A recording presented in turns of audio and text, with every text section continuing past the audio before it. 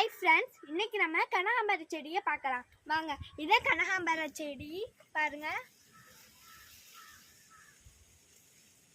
பூவனா பாருங்க. அடுத்ததா தென்னை மரத்தை பார்க்கலாம். தென்னை மரத்தில் நல்லா இறங்கினா காய்ச்சி நல்லா தொங்குது. பூக்களை குட்டி குட்டி இதாக தொங்குது பாருங்க. அடுத்ததா எலுமிச்சை செடி கண்டா பார்த்துடலாங்க வாங்க. தாங்க எலுமிச்சை செடி கண்டு.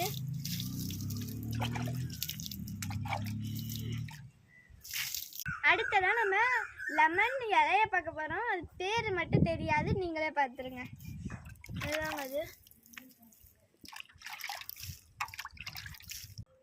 அடுத்ததா இது வந்து பிரியாணிக்குன்னா போடுவாங்க. இந்த காஞ்சி போச்சுன்னா அது அப்படியே போட்டு வறுத்து எடுப்பாங்க பிரியாணிக்குன்னா. பிரியாணி இலை பேரு. இதுனா பார்த்துக்குங்க. இது